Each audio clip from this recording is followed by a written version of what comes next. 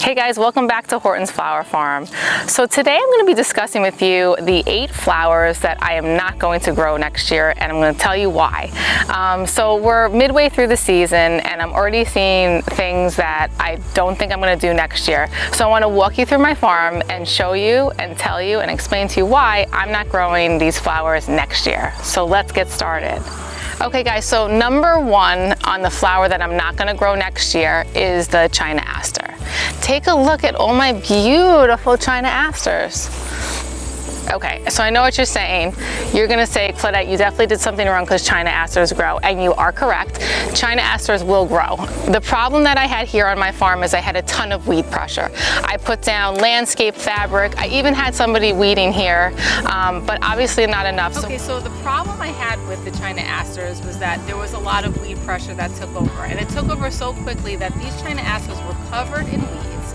By the time we got to them and weeded it out, they had been choked out already by the weeds. And mind you, I had somebody here weeding a couple times. Even he said, you have weed fabric down.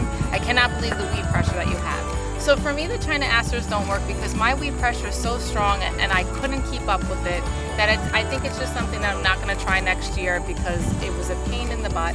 And look at my row here. I only have one plant that's left. So China asters, I'm sorry, but you didn't make the cut for next year. Okay, so number 2 on my plans to not grow next year is dill. Now dill I fell in love with when it first bloomed. It had these beautiful yellow giant heads on it. It was a great filler for my plants. But the problem with the dill is you definitely need to succession plant it. And as you see, I did not. Why did I not succession plant it? Again, working on my farm, I'm only here 3 days a week and I did not have time to do it. Maybe if I hired people, but right now I can't do that. So for me, dill is not going to be working for me as a filler. So I'm sorry, dill. I love you. You were beautiful, but you didn't make the cut. Okay, so number 3 on the plants that I'm not going to grow next year is phlox. And this makes me sad because I really love phlox. And I think phlox is a beautiful filler. It's delicate. It's gorgeous. But as you can see, I had a problem with my phlox. This was the same problem that I had with my China asters. Because it's a smaller type of flower, the weeds just took over this spot.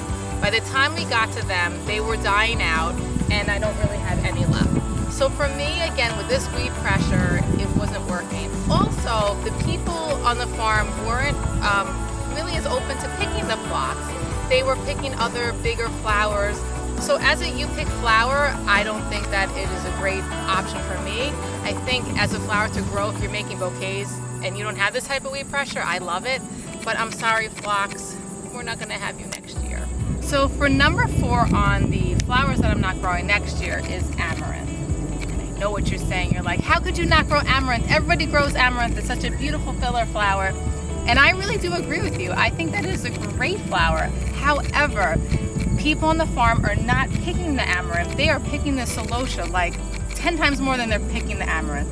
So for me, I think what I'm going to do next year, just to make it for the people, I'm going to put more Celosia on the farm opposed to Amaranth. I still love Amaranth. I think it's beautiful. But again, for me, on a You Pick Flower farm, I'm trying to go with what my customers really want, and they see the Celosia and all those colors, and they are so like in love with those different colors. So unfortunately, Amaranth, I love you, but you're gonna have to go. Okay, so number 5 on the flowers that I'm not gonna grow next year, and you're all gonna be very upset, is Snapdragons. Now, Snapdragons were the flower I was most excited about growing. I could not wait to see the Snapdragons. So my issue with Snapdragons is the first flush came before my You Pick farm was open. And I know what you're saying, I could stagger them out in different flushes, which I can. I don't know why they did not grow tall, but the second round of flush I'm waiting forever on. So even though these, like, people aren't cutting off of them really. So for me, again, it's like one of those issues where they're not abundantly always there with color. And on a You Pick flower farm, I need that color pop just like always. So unfortunately, the Snapdragons for me weren't that. So they were, you know, just waiting and waiting and waiting for the second round to go. So Snapdragons, I love you and I'm so sorry, but you're not going to be back on my farm next year. Okay, so number 6 on my list of what I'm not going to grow next year is Status. Status is beautiful. I love Status. The people on the farm are just not picking it. So again, it's like one of those issues where, you know, it's a beautiful flower. People use it as filler for traditional flower farms, and I think it's great. But on my You Pick flower farm, like, look at how much Status I have. I have probably 70 feet of Status, right? And people don't pick off of it. So that means I have 70 feet of basically wasted space where I could be growing things where they're picking off of and profiting more. The other issue too is if you come in close and see here, now some of the plants are producing new blooms, but look, some of these are pittering out, and from what I've read that this is normal. So again, I'm losing like half of this to like dying, some of it's growing back.